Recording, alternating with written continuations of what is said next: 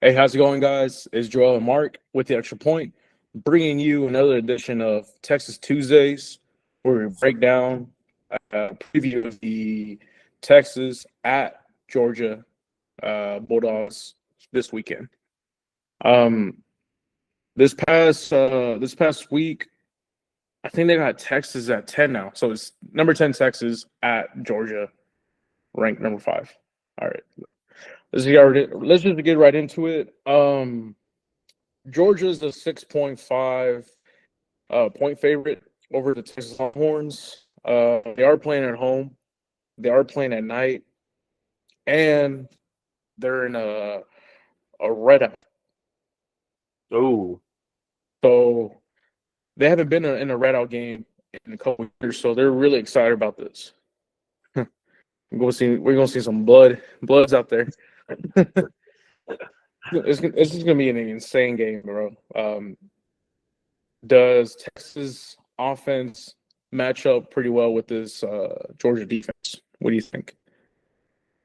um, yeah. This game is going to be so interesting. That this is the reason why Texas joined the SEC.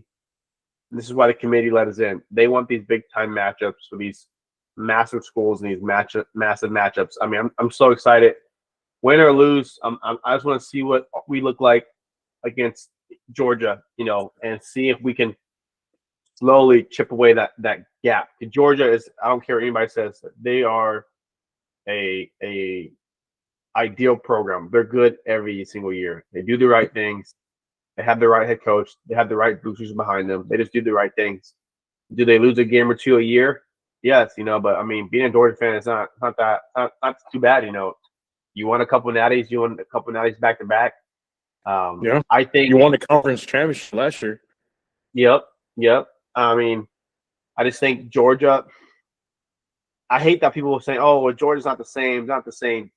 True, but if you're gonna say that about Georgia, say that about Texas, because Georgia's not the same because they lost so much defensively the past couple of years.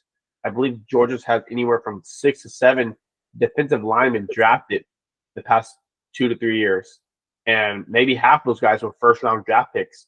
So that's a lot of talent leaving consistently, and it's kind of like a power vacuum.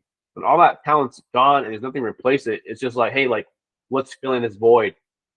And we're seeing that this year with the Texas O line. You know, we lost 4 of our 5 offensive linemen in one season. Hmm. Massive gap. Replacing our receivers the past couple years.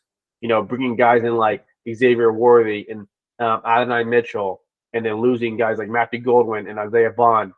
And losing our tight ends like whatchamacallit, ah, something Sanders. Gosh, what's his name? Uh, JT Sanders or Jaden Sanders, really JT athletic tight end. Sanders, yeah, Yeah, he was amazing. Losing Gunnar Helm. When you lose guys back to back years, you see like you fill these gaps. So everybody's saying, well, Texas is a bust, Arch is a bust, they're not the same, yada yada. That was like a fluke year for them. But we lost talent back to back. No one's giving Georgia that mercy. They're saying, oh well, yeah, it's not the same type of defense that we're used to seeing. But Georgia, they're in the same position. They lost a lot of guys to the draft. They're not losing guys to injury or to the portal. They're losing them to the draft. And if Texas is going to lose guys to the draft, so be it. That means our program is trending the right way. But I'm super excited for this game. I didn't know it was going to be read out. Like I should have expected that. But everybody's Super Bowl is against us. I think this Georgia team is their offense is clicking pretty good.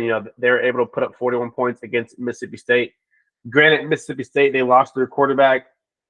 And without Blake Shapen, I just felt like it was probably more 3-and-outs.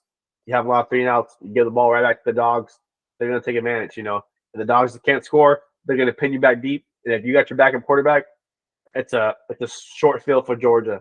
I do still think that this Georgia offense is pretty limited based off personnel wise and Gunnar Stockton.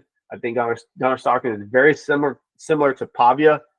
He feeds off the run game, him being part of the run game. The arm is he's a bit more talented and a better passer of the football than Pavia, but it's not a night and day difference. Like Shapen, he can spin the ball, or the guy at Kentucky, Bolden or Boley, those guys Mhm. that they can spin the ball. I felt like those quarterbacks gave us some trouble because running quarterbacks is not really our kryptonite. But I think this game is going to be amazing. This game is going to feed families. And going back to your question, I kind of ran away from it. I think Texas matches up really good for this. Like Stark knew from being his time in the SEC prior to Texas at Bama, he saw what it takes to win these type of games.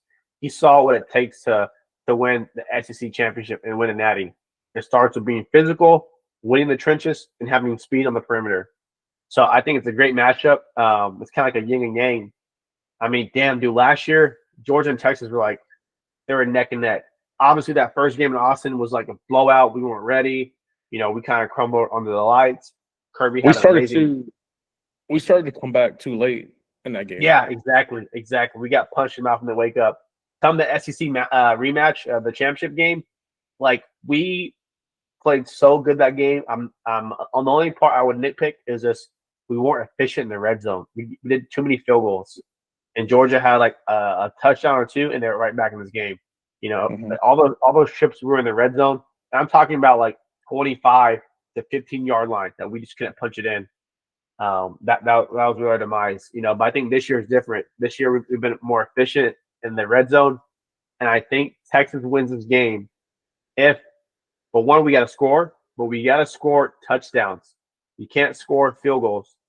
And we're going to get touchdowns if we use Arch's mobility in the red zone. Having a mobile quarterback in the red zone really puts the stress on the defense.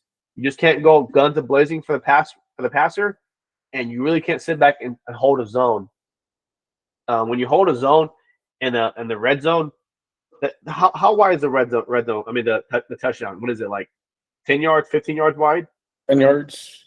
You know, if you're like 6'5" or you're a taller DB, you could probably your feet can be just behind the goal line, and any pass you could theoretically almost grab it. You know, it's very condensed. So DBs, if you just play a zone, you can hog the field quite a bit. You know, but if you have a running quarterback, that makes those DBs play more man coverage and have a guy spying the quarterback. If it's man coverage, a guy slips, or he beats him the route.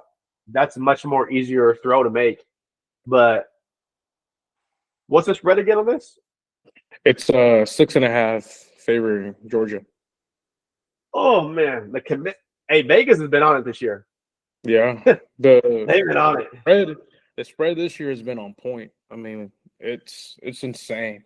But, all right, let's go ahead and break down Texas and Georgia's teams right now. So let's start with Georgia. Georgia's offense ranks 32nd in the country, while their defense ranks 20th in the country. Moving on to Texas, we got their offense at 72 in the country, and their defense 22nd in the country. Damn. It's a big drop off.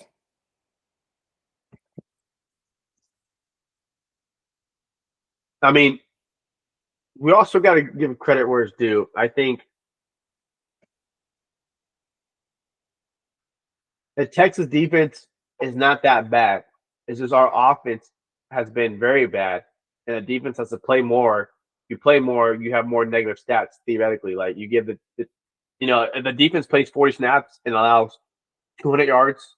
What's going to happen if they play 60 snaps? This is going to be more yards. You know? So I mean, I see what they're saying offensively. That makes sense. You know, we're not consistent enough. Our defense is pretty good, and if our defense can stay healthy and stay fresh, you can give people a lot of hell. I think Georgia's strength here, the offense strength is their run. So, and that's actually our defense's strength. You know, just like we said against Vanderbilt, try to find a way to contain either the running back or the Oregon Stockman, because you're not going to be able to contain both, in my opinion. So the front seven in this game, they're going to have to play their best game of the season in order to win. Like, Texas needs to play their best game of the season. There's no doubt in mind that that coming in here thinking that you're gonna play a couple quarters and Georgia's gonna fold. No, Georgia's gonna be on it. They're gonna be physical. They're not gonna wait until they figure you out. They're gonna go right in and punch you in the mouth. And I feel like Texas just needs to come in here with the same attitude, same mindset that like we got nothing to lose. Like match the intensity and play your absolute best game of your life in order to win this game. And unfortunately, you know, a loss here does eliminate Texas from the college football playoffs. Right. I mean, looking at Georgia's like offensive power, like looking at their stats, it's all running, run the ball. Like Gunnar Stockton has 77 carries, 321 yards. He averages 4.2 yards, and his longest carry was for 22 yards. He's a running quarterback, just like Pavia. So if we can have the similar game plan, hey, let's make him throw the ball, but let's make him throw the ball super quick. Or I'm sorry, make him hold the ball. That way our pass rush can get to him. That's going to be a good recipe for us. But they have two running backs that have damn near, one has almost 600 yards, the other one has almost 500 yards, and they average more than 5.5 yards per carry. So Georgia's going to run the hell of this ball. And, I mean, I don't think Georgia has a bad O-line. No, their O-line is pretty inconsistent. They keep Gunnar Stockman pretty protected. You know, he's only thrown for 2 interceptions up to this point. It's pretty insane. Oh. He's protecting the ball really well. You know, he has over 2,000 passing yards, 15 touchdowns. You know, he's protecting the ball at the same time, making the right decision at the right moment when to run. So he's definitely evolved from last year to now.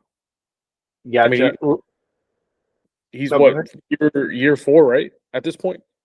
I want to say he's a junior. Let's see. Okay. Gunnar Stockton, what are you? He's a junior. Junior, yeah. Like Georgia plays the type of style they play offensively would give Texas trouble if we get behind. Kind of like Vandy, like looking at like their completions and their yards per attempts, they play smart football. They don't panic, really.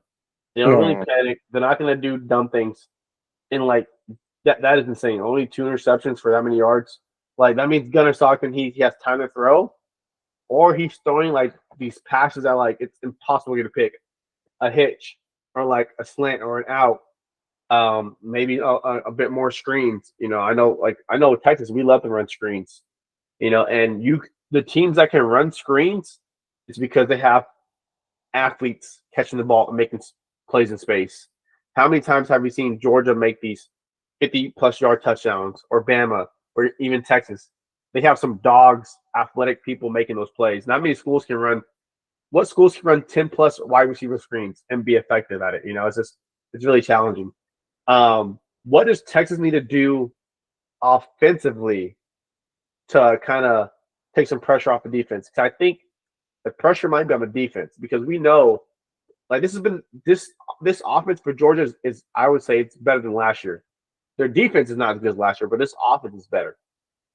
It's a good balance, actually. I think they're a well-rounded team. Like they have a really good offense, a good enough defense, and special teams. I mean, special teams has been, you know, on point this year for them as well. So I feel like they're a better, more rounded team, in my opinion. What can Texas do to probably win the game or stay in the game? In my opinion, kind of not rely so much on the run. Like don't let the run be your only answer. Kind of let it complement it and keep you ahead of the chains so you're not playing long second downs, long third downs. You know, try to stay ahead of the chains. Kind of like how Georgia does. Georgia likes to stay ahead of the chains because they average over five yards to carry. So that tells you that, you know, they're not playing long third downs, or they're not in 3 and out situations. So in order to limit, their defense from being on the field so much, try to solidify your run to where it gives you an opportunity to get a first down rather than taking a long second or third down and having to punt the ball right away. Let's try not to be in so many 3-and-outs. And I think that'll give us a good shot because, Texas is playing their best football right now. Arch Manny's hot, red hot right now. Our receivers are catching everything. So you got to keep feeding your receivers. Like, don't be scared of the secondary because I think this secondary Georgia defense is not as good as last year's or what we're used to seeing. So I want to see Sark test the secondary, get the run established to where you're not behind the chains, and I think that be a good recipe for us to be in, just to be in the game. Yeah, that's a good thing. I like that. I like that a lot. Just kind of like Georgia. Just don't get crazy. Don't start digging the bag too early. Stick to the script. Be you, and just do what you have to do play by play. Because Georgia's so efficient, and we know our run game is lacking. But if it's the first quarter or second quarter, and we do a 3-and-out, and they're all 3 passes, that's a recipe for disaster. Yeah. Now, if we run the ball on first down, we lose yards. Run the ball again, okay, then now we got to throw. But because I think don't be too predictable. True. But you don't want to get to a point where like, hey, you know what? Hey, Trey, don't come in the game. We're gonna do the spread offense. Because I think if it's a spread offense, Kirby Smart, he is so damn good at zones. Remember last year when they came to Texas, they played us at home, like the stunts that they were doing and the disguises they were doing. There's a picture of Quinn and Arch. They're like this. Yeah, they were like seeing ghosts.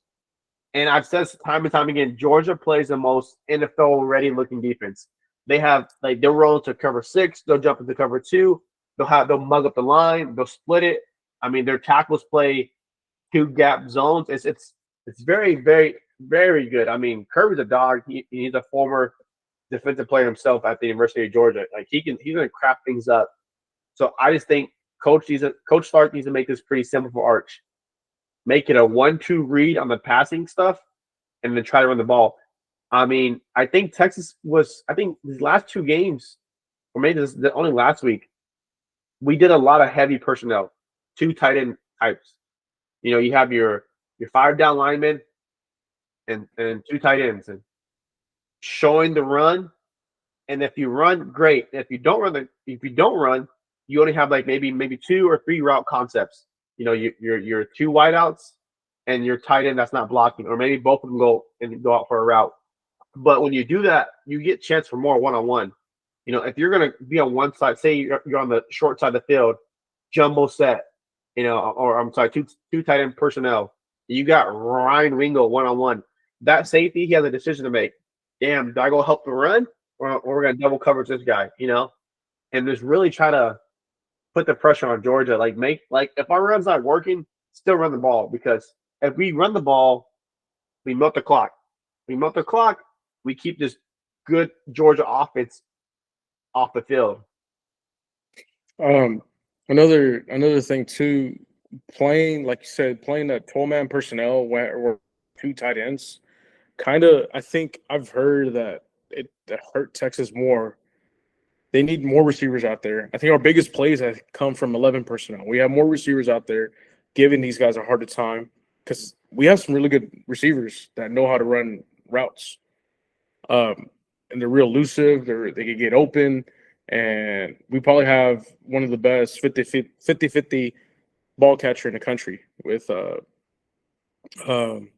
Emmett Mosley. So giving your receivers a chance in this game, let them go out there and test the secondary. I think we should be in good shape. I want to see Texas, fuck it, guns blazing, throw the ball. This is if Sark ever wanted to just throw and make these wild play games, this is the game to do it. Because I'm telling you, I don't think this Georgia's secondary defense is as good as it's ever been to this point, compared to last year's or any other, I think we should test them. Fuck it. Why not? You lose this game, you're out. So might as well give it a shot.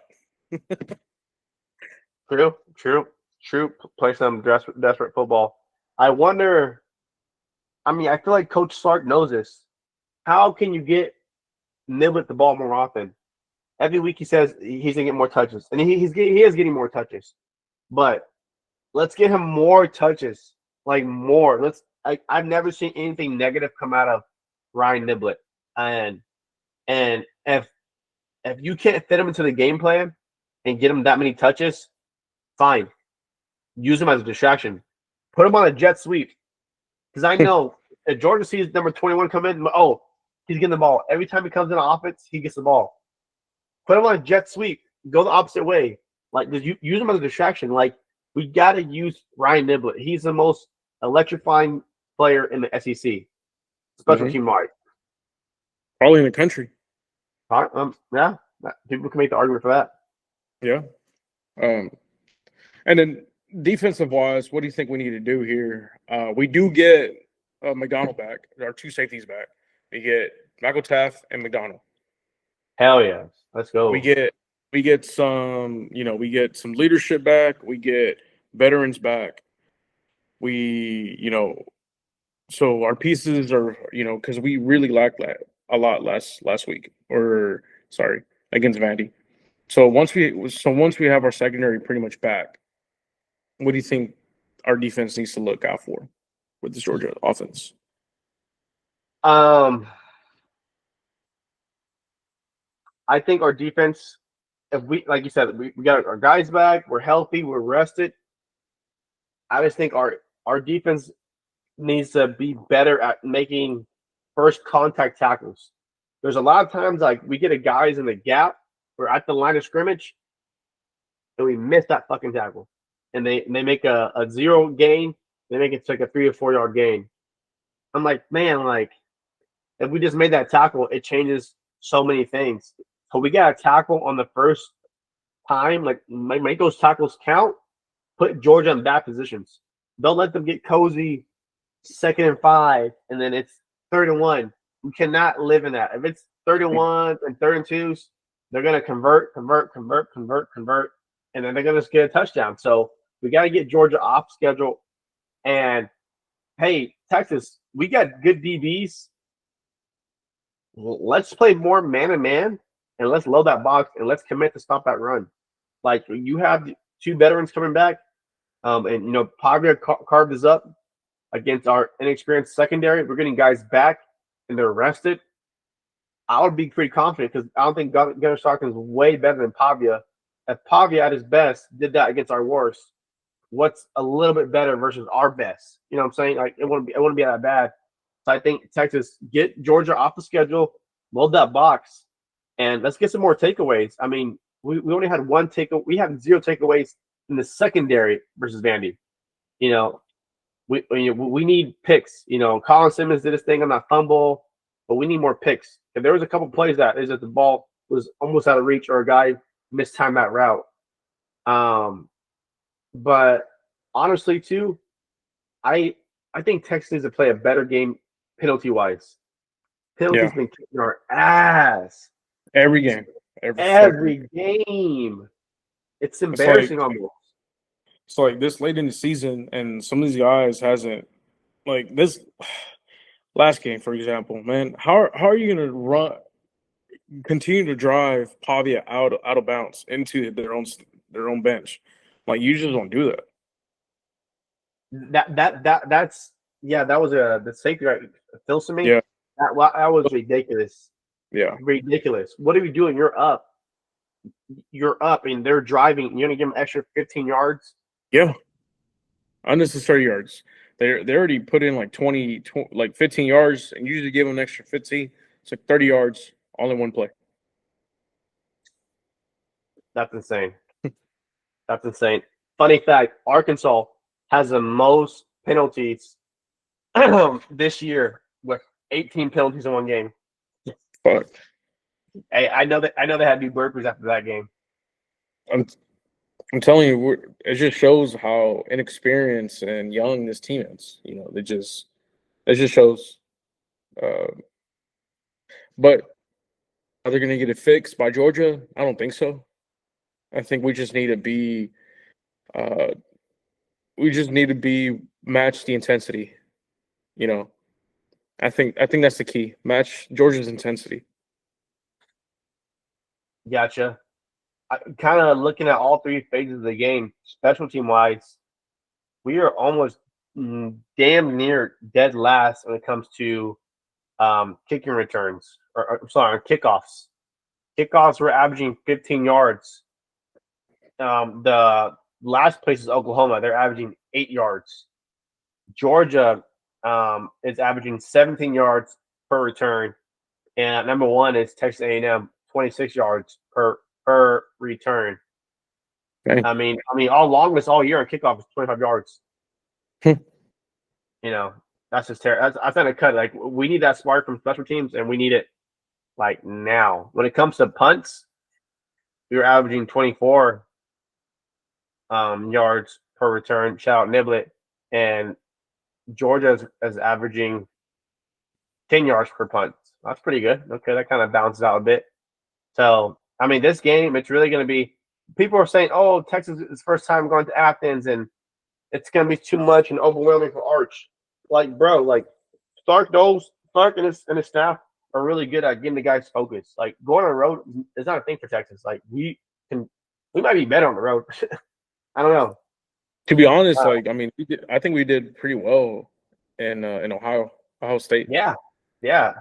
Exceeded my big expectations. I thought we were gonna take a dump. Yeah, if we played, San Diego State and whatever other school we played, and then Ohio State, I would have told you, hey, we're gonna lose 50-0.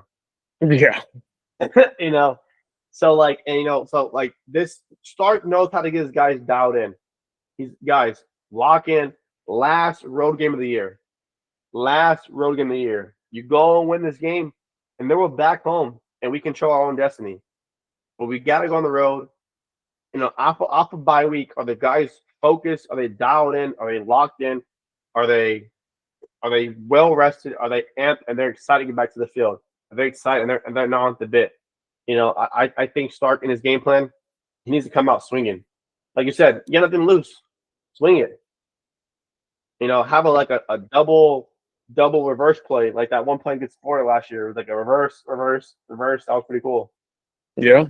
I don't know. I don't know if this is again to play tricks on Kirby Smart. I just think have a clean game plan. Don't come out too obvious, too desperate. But have a balance and match the intensity. You're playing Kirby Smart. Kirby Smart's literally in his name. This man is smart. Yeah, So 100%. Don't be cute. Don't be too cute against this team. What would you call the final score to be? You think this is going to be a high scoring game? Think the low scoring game? What do you think this game would be like? If it's a lower scoring game, it favors Texas. Now, because it's too high, I don't think we'll be able to match up a high scoring game. I don't think our defense will be able to hold up or offense to do that. So if we're to be a low scoring game, the spread 6.5, I'm calling an upset in Athens. Woo! Calling an upset. I'm calling it 27-24. Okay. That's my take. I think Texas is on a hot streak right now. We're playing really good offensive football. Our defense, I feel like they could play against anybody in the country at this point. And there's something about Arch that's different from all these other QBs. Arch seems to have a personality. He seems to not care or give a damn that his last name is Manning. He just wants to be out there and play with the boys. Yeah. And I'm glad to see that. I'm glad to see that my QB ain't scared, and that's what I like to see. Like I Yeah. said, whenever they were walking up the tunnel into the Vandy game at Texas, you saw that you saw how he turned around, he looked in the screen on live television. I didn't think it was live television. I thought someday it was a recording, but it was live television. And he screams out, "We're back into the fucking crib.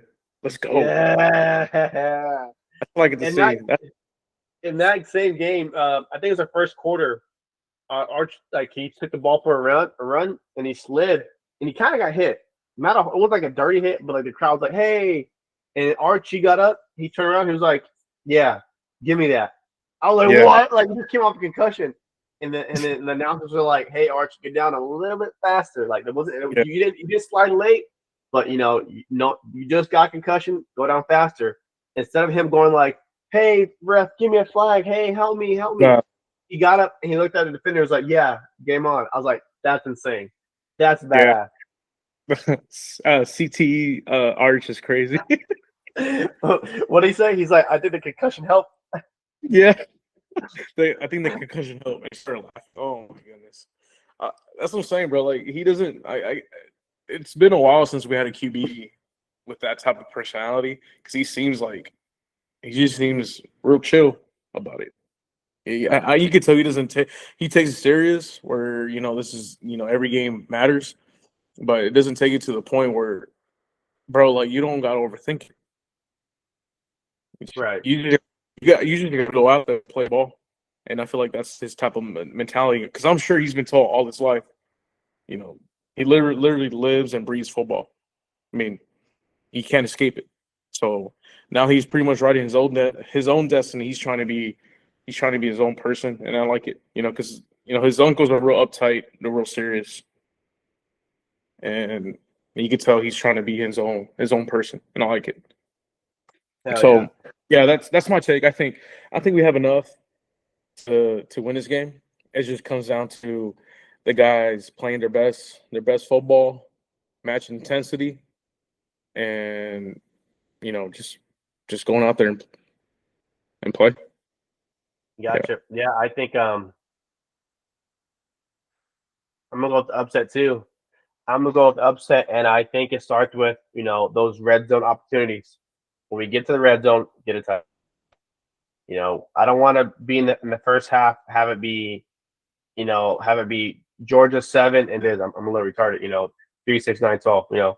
So like if those are field goals we're kicking, those could have been touchdowns, and that game would have been completely different. So when we get to the red zone, get those touchdowns, clean up the penalties, and if we don't get behind the chains, we have a really good chance at being this. I think the winner of this game is the first person, whoever commits 2 turnovers, or whoever commits 2 turnovers first, and those turnovers turn into points. If it's a turnover and then they have to punt, it doesn't really count. But if those 2 turnovers that count the points, either field goals or touchdowns, or the first person to get to 21, I think wins that game. Mhm. Because these teams they're good enough to put the game away. You get up to 21, it's 21-7, 21-14. They got that rhythm going. I do not want to see Texas in a position where we're up and we sit on the ball. We saw what Mhm. happened against Vandy. Hey, we're up. Let's just run the ball. No, keep playing aggressive. Keep playing aggressive. And credit to Stark. He did make one aggressive play call toward Mosley, which they missed a horrible holding call. But let's get more of that. If that was on second down, throw another play. I mean, if Arch is hot and he's throwing for damn near 300 yards in the fourth quarter, don't sit in the ball. Keep playing aggressive. Yeah. Because it's going to be a dogfight. And like you said earlier, Georgia will play all 4 quarters. And there's some teams that we played that they don't play the first quarter, but they play the second and third and fourth. Georgia's going to play all 4. We sometimes play a couple quarters a game. We got to play all 4 quarters because Georgia's going to play all 4 quarters. And things can get ugly in the first, second, third, or fourth, but they're going to play all 4. So we got to make sure we're matching that energy.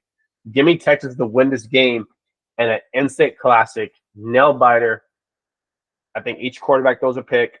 I think each quarterback has a rushing touchdown. Give me this game to be 27-24, Texas. Hmm. It's gonna be a banger. Yeah. Nice. Good take, man. That's Yeah, my take. well, that pretty much wraps it up. So we're gonna call it there. Appreciate you guys for tuning in for our preview of the Texas versus Georgia game this weekend. Be sure to like and subscribe. And we'll be back with another video later on in the week. But till then, peace, guys. Have a good night. Thank y'all. See you later. Bye.